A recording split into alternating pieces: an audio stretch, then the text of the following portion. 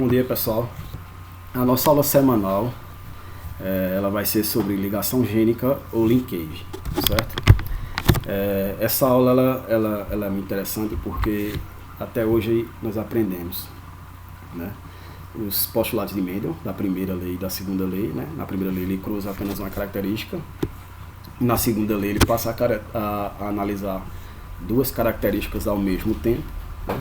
Depois vimos interação gênica, né, pleiotropia, e agora a gente vai entrar em linkage, certo? Antes de ir para o slide, uma introdução sobre o conteúdo. Primeiro, nesse assunto, nós vamos começar a ver que algumas coisas mudam sobre o pensamento que Mendel tinha. Lembre-se que na época de Mendel não existia microscópio, então algumas coisas, depois que o surgimento do microscópio, com a descoberta do microscópio, invenção do microscópio na realidade, se descobre um mundo que Mendel não tinha como provar ainda naquela época. Então o que é que acontece? Com a descoberta do microscópio, começam a se estudar as divisões celulares, mitose e meiose, principalmente a meiose. Né? A meiose, a gente sabe que ela é um tipo de divisão celular, que ela vai formar células de reprodução, que nós chamamos gametas, no homem espermatozoide e na mulher o óvulo. E aí o que é que acontece? Na meiose, uma célula, depois que tem 2 N cromossomos, ela forma 4 células com a metade do cromossomos, quer dizer, 4 células com N cromossomos. E existe um processo que acontece na meiose, que ele é responsável pela variabilidade genética dos seres vivos, principalmente na espécie humana. Né? Esse processo era chamado de crossing over. Né? Quem lembra do nome, pode ser que lembre, quem não lembra, é assunto do primeiro ano, porque faz tempo que vive. Mas o crossing over, ou permutação, é a troca de pedaços entre os cromossomos homólogos. Só lembrando, o cromossomo homólogo são aqueles cromossomos onde um cromossomo vem do pai e outro da mãe, certo? Então eles estão unidos e esses cromossomos eles trocam pedaços dele, consequentemente trocam genes entre si. Né? E é esse processo de trocar pedaços que a gente chama de crossing over ou permutação. E é graças a ele que por isso nós somos todos diferentes. Eu já brinquei com vocês outras vezes que se os nossos pais pudessem ter 10, 20, 30 filhos, 40 filhos, né? Se não existisse televisão e eles tivessem todos esses filhos, todos eles seriam diferentes. Só seriam iguais se fossem gêmeos, senão todos seriam geneticamente diferentes. Por quê? Por causa do crossing over, por causa dessa permutação nos cromossomos homólogos. E isso Mendel não sabia. Né? E aí o que é que acontece? Quando a gente lembra da segunda lei de Mendel, vocês lembram bem que o cruzamento em F1 é um cruzamento onde são duas características estudadas, vamos supor A e B aqui, certo? Onde você cruza todos os dominantes, Azão, Azão, Bezão, Bezão, com todos recessivos, Azinho, Azinho, Bezinho, Bezinho. A geração parental que é formada, a geração F1 que é formada, perdão, vai ser duplo heterozigoto, quer dizer, vão se formar 100% seres que sejam Azão, Azinho, Bezão, Bezinho.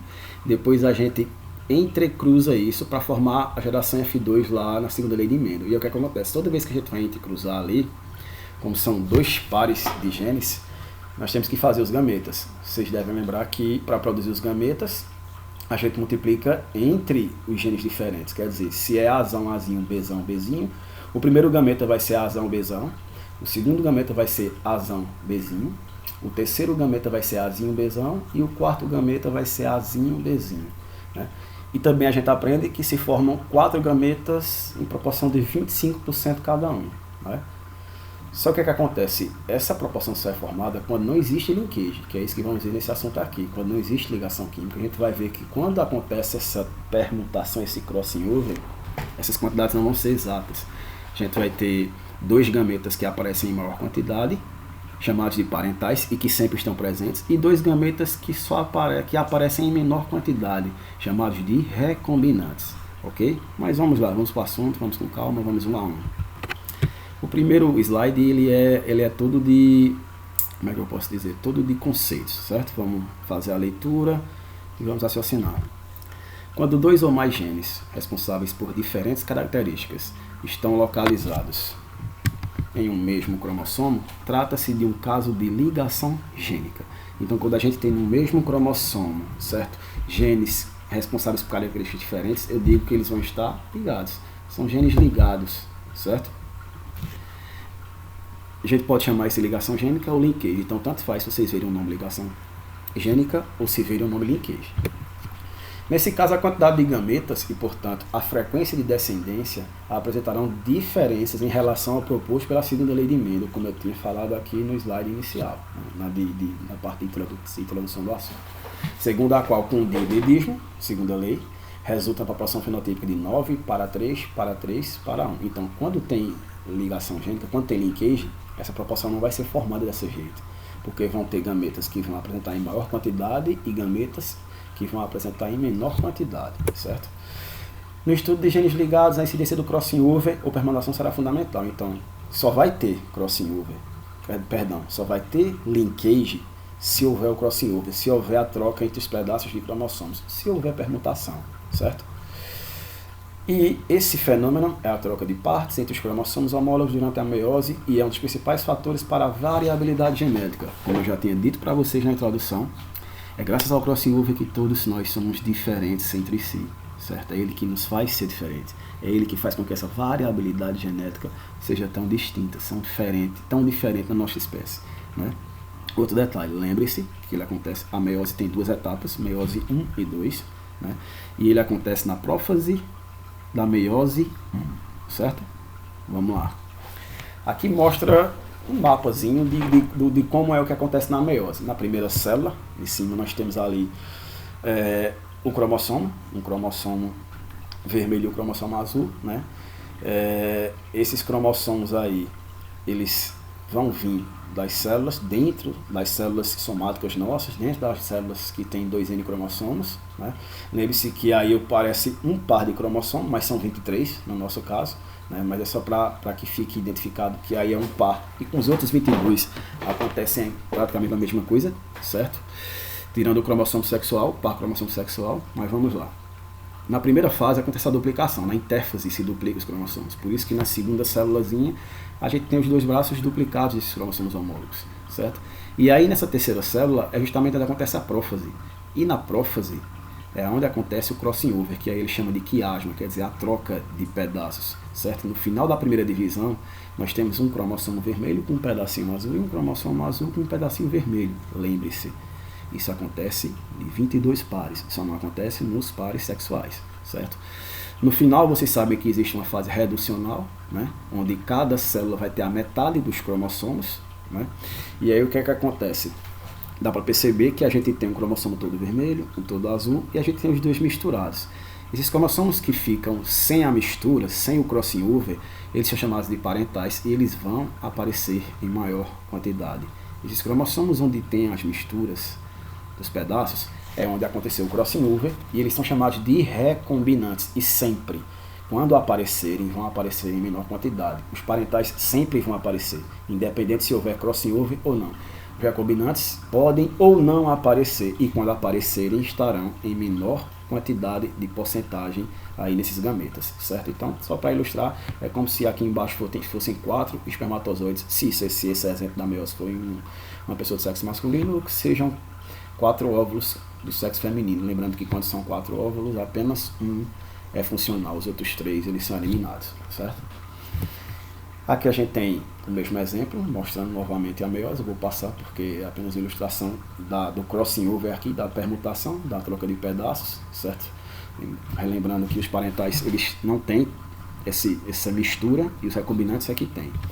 Vamos para mais conceitos, perdão, não são conceitos. Vamos para o exemplo principal, certo?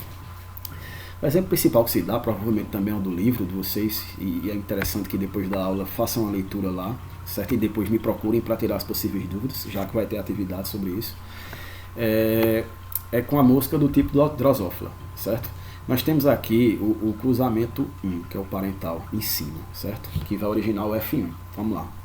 Primeiro existem duas características aqui, a cor da mosca e o tipo de asa dela, certo? A característica dominante é o corpo, a cor dela amarela, e ela tem uma asa normal, que é uma asa maior, certo? A característica recessiva é o corpo preto e uma asa vestigial, ok? Vocês lembram bem que desde a primeira lei de Mendel, na segunda lei de Mendel continuou, o primeiro cruzamento é sempre todos os dominantes com todos os recessivos. Então a mosquinha amarela em cima, todos dominantes, os dois pares, tanto o P e o V, e a mosquinha preta, todos recessivos.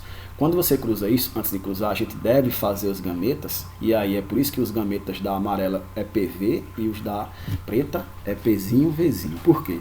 Porque como são todos dominantes, eles vão formar 4 gametas, mas os 4 são iguais, os 4 vão ser Pzão, Vzão. A mesma coisa na preta, os 4 gametas formados vão ser iguais, Pzinho, Vzinho. E lembre-se que quando formam gametas iguais, eu não preciso colocar os 4, basta colocar um e fazer o cruzamento. E unindo o gameta formado pela mosca amarela com o gameta formado pela mosca preta, eu vou ter a geração F1 100% de híbrido, quer dizer, 100% heterozigoto. Pzão, Bzinho, Vzão, Vzinho. Continua sendo o corpo amarelo característica dominante, continua tendo asa normal característica dominante. E aí o que é que acontece? Ele vai fazer um cruzamento teste, certo? Ele vai cruzar essa mosca híbrida com outra preta e de asa vestigial. Novamente se faz os gametas, e vocês sabem que aí os gametas se cruzam entre si, né? A amarela Pzão com Vzão, primeiro gameta, segundo gameta Pzão com Vzinho, terceiro gameta Pzinho com Vzão e quarto gameta Pzinho, Vzinho. Como a mosca preta, todos são recessivos, ela só forma um tipo de gameta. Porque se você for cruzar os 4, vai dar Pzinho, Vzinho. E aí é só unir, gente. Outro detalhe. Se fosse segunda lei de Mendel, se fosse sobre as leis de Mendel, esses gametas aqui, da mosca amarela, Pzão, Vzão, Pzão, Vzinho, Pzinho, Vzão e Pzinho, Vzinho, a gente teria 25% de cada um. Só que aqui é um caso de linkage, de ligação química. Ligação química não, perdão, misturei. Ligação gênica. Quando a gente formar os fenótipos abaixo, que vão ser 4, porque só deu um gameta na mosca preta, só vou unir o primeiro gameta da amarela com o da preta, o segundo gameta da amarela com o da preta, o terceiro gameta da amarela com o da preta e o quarto gameta da amarela com o da preta. Eu vou ter 4 fenótipos diferentes, certo? Se fosse segunda lei de Mendel, se fosse o que Mendel pensava, 25% para cada um. Porém, aqui tem linkage. E aí, o que é que a gente vê embaixo? A gente vê que os extremos, quer dizer, o primeiro exemplo deu 41,5, certo? E o último exemplo, que é preta e vestigial, também deu 41,5. Esses dois, que têm maior quantidade, nós chamamos eles de disparentais. E eles sempre aparecem em maior quantidade, eles sempre vão aparecer. Os dois do meio, que aparecem em menor quantidade, são os recombinantes. São os recombinantes, certo? Eu tenho 8,5% ela amarela com asa vestigial e 8,5% ela preta com asa normal, certo? Ok? Vamos para o próximo slide. Na herança dos genes ligados, a frequência dos gametas de um heterozigoto depende da taxa de crossing over ou a taxa de recombinação que ocorre entre os cromossomos homólogos. Então vamos lá. Para eu descobrir o número dos gametas heterozigóticos, eu vou depender da taxa de crossing over e de recombinação. Então uma coisa vai influenciar na outra, certo? Continuando. Os gametas parentais, como eu já tinha dito, são formados mesmo que não haja recombinação. Lembre-se que recombinação e crossing over são a mesma coisa. E eles vão sempre aparecer em maior quantidade. Como eu já tinha dito, os recombinantes são formados apenas se houver a permutação. Se não tiver, eles não vão aparecer. E quando aparecerem, vão aparecer em menor quantidade. Essas bisuzinhos vocês têm que lembrar, certo? A taxa de crossing over, ela é expressa em porcentagem, que é o que a gente viu ali. Os 4 ali vão estar em porcentagem, certo? E ele diz, e corresponde à frequência de gametas recombinantes. Traduzindo, para eu calcular a taxa de crossing over, eu olho lá o número dos recombinantes dos dois e somo. Somando, eu tenho a resposta, certo? Se vocês lembrarem bem, lá deu 8,5, 8,5. Traduzindo, a taxa de crossing over lá vai ser 17%, ok? Que é o que ele pergunta. Qual é a taxa de crossing over de permutação? Que quer dizer a mesma coisa. 8,5 com 8,5, 17%. Então, cálculo simples, óbvio, direto, certo? Esse assunto ele não tem cálculos tão difíceis, o que ele tem é uma maior dificuldade de raciocínio, de compreender o conteúdo, mas depois de compreender os cálculos são extremamente simples. De que depende a frequência dos gametas recombinantes? Obviamente da taxa de crossing over, certo? O crossing over depende da sobreposição da troca de pedaços entre as cromatas homólogas. Isso pode ocorrer com igual probabilidade em qualquer ponto do cromossomo. Traduzindo, essa troca em pedaços pode acontecer em qualquer parte do cromossomo, certo? Aí ele diz aí, então posso deduzir que quanto mais distantes estiverem os dois genes, maior a probabilidade de que ocorra crossing over. Então é outro conceito que eu tenho que lembrar. Quanto mais distante os genes estiverem, maior chance de acontecer o crossing over. Quanto mais próximos, menor probabilidade de que aconteça. Porém, pode acontecer, mas a probabilidade diminui, ok?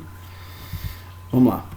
Se as taxas de crossing over que ocorrem entre dois determinados genes refletem a maior ou menor distância entre eles no cromossomo, convencionou-se que 1% dos números de gametas recombinantes indica a distância de unidade de recombinação, que é medida em morganídeos, certo?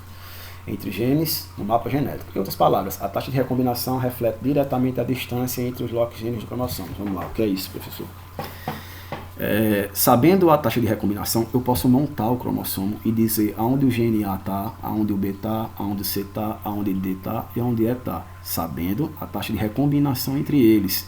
Essa taxa a gente chama de UR. Como é que eu vou saber disso, professor?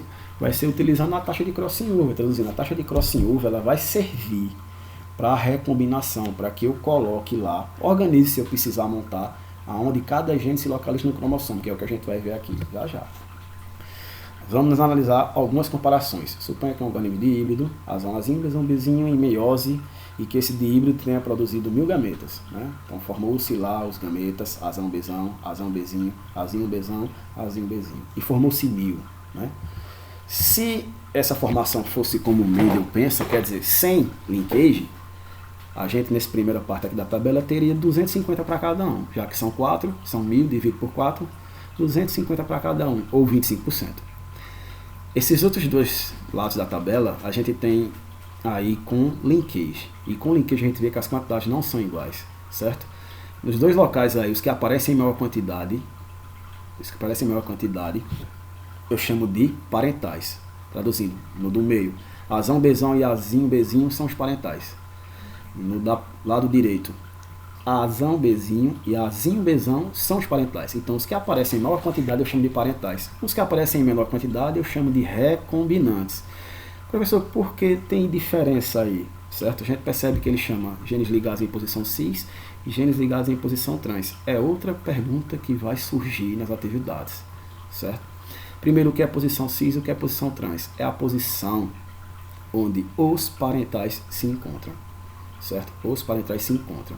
Eu vou dizer que é posição cis quando eu tiver nenhum cromossomo, por exemplo, aqui neste caso, certo? Os dois dominantes no mesmo cromossomo, azão, bezão, e no outro cromossomo, os dois recessivos, azinho, bezinho. Se eles estão desse jeito, em um cromossomo só dominante e em outro cromossomo só recessivo, eu digo que eles estão em posição cis. Porém, se eu tenho mistura de dominante com recessivo independente da letra, lembre-se que cada letra é uma característica, nesse caso aqui, se eu tenho lá o azão e o bezinho no mesmo cromossomo e do outro lado eu tenho o azinho e o bezão no outro cromossomo, eu digo que eles estão em posição trans, certo? Então é a posição onde os genes, certo, se encontram, onde o par de genes se encontram. E nesse caso o par de genes parentais, certo? Posição cis, os parentais são sempre os dominantes, azão, bezão, azinho, bezinho, certo? Dominantes e recessivos, perdão, certo? Quando eu pego posição trans, eu vou ter a mistura, um dominante com um recessivo no mesmo cromossomo, ok? Ele vai dar aqui algumas explicações. Na posição cis, os genes estão ligados do seguinte modo, azão, bezão e azinho, bezinho, como eu disse. A barra inclinada simboliza que aquilo ali são pares de cromossomos homólogos, lembre-se, gente. Cromossomo homólogo é aquele que vem um de origem paterna e outro de origem materna, mas que eles têm os genes para as mesmas características. Então, esse par que vocês veem em cima da posição cis aqui, é um cromossomo que veio da mãe e o que veio do pai. Do mesmo jeito, na posição trans, seria um que veio da mãe e o que veio do pai. Eu chamo isso de homólogo. Eles têm letras iguais porque são genes da mesma característica.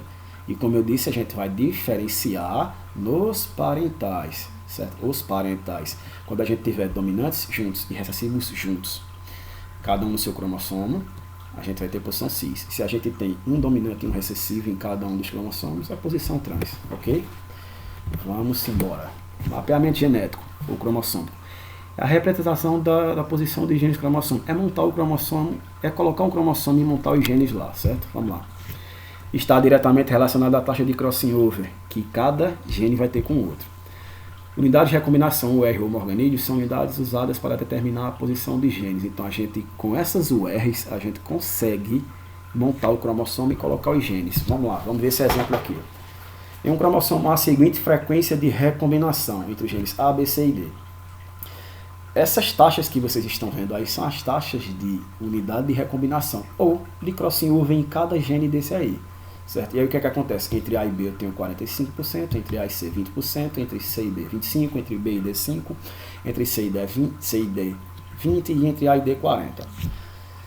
Como é que eu monto esse cromossomo, professor? É simples. Pelo menos eu espero que entendam. Opa, adiantei como simples. Certo? Os primeiros genes que eu coloco, primeiro são 4, né? A, B, C e D. Os primeiros que eu coloco é onde eu tiver a maior taxa de UR, que é entre A e B, 45. Então, A e B, eles vão estar mais distantes dentro desse cromossomo. Então, eu vou taxar ali e colocar uma linha como se fosse valendo os 45%, boto o ponto A e eu boto o ponto B, certo? Então, ao ponto A ao ponto B, a gente tem uma distância embaixo aqui ó, de 45 morganídeos, certo? Depois, quem viria? A e D. A e D 40, traduzindo, se A e B é 50 e A e D é 40, então só é você contar mais 5 morganídeos voltando de B e botar o ponto D. Então eu já tenho A, D e B, certo?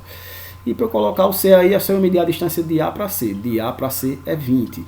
E de C para D também é 20. Traduzindo, A e D, eu tenho C no meio dos dois, certo? Feito isso, eu montei o cromossomo, então não é difícil. Você tem os dados aí de taxa de recombinação de cada um deles em morganídeos e é só localizar, montar o cromossomo. A gente vai ter exemplos disso na atividade também, certo? Vocês vão ter alguns exercícios aqui. Eu, para não me estender tanto, não vou responder para vocês, mas eles têm até a resposta. Então, o que é que eu indico a vocês? Leiam a pergunta, certo? E depois vejam o comentário e a resposta que ele dá aqui, a explicação que ele dá aqui. E tentem compreender, certo? Então a gente tem aqui 1 quesito, 2 quesitos, 3 quesitos, 4 quesitos, 4 quesitos, certo?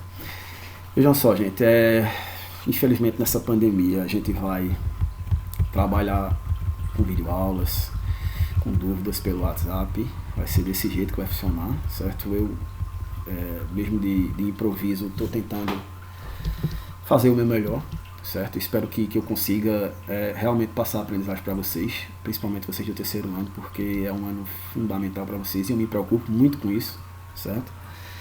Eu preciso que vocês assistam essas videoaulas, que vocês curtam lá, que vocês compartilhem com os outros colegas, certo? Eu preciso que vocês estudem com seriedade, acima de tudo.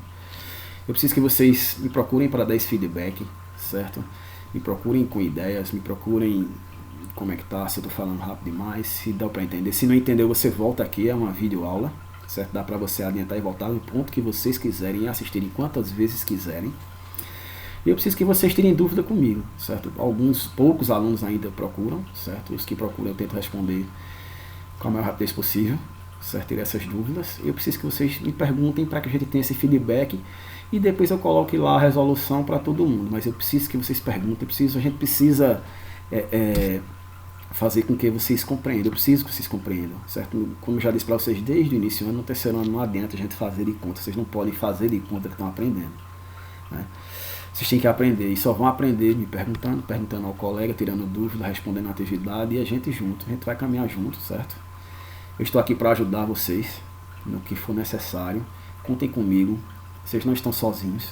É um momento muito preocupante da história mundial. Nunca foi visto uma pandemia desse nível, né? E estamos aqui para juntos sair dessa situação e, se Deus quiser, vai dar tudo certo. Então, assistam mais de uma vez. Depois vão para a atividade. Me procurem para tirar dúvida. E não saiam de casa. Se cuidem. Cuidem dos seus familiares. Ok? Abração e tamo junto.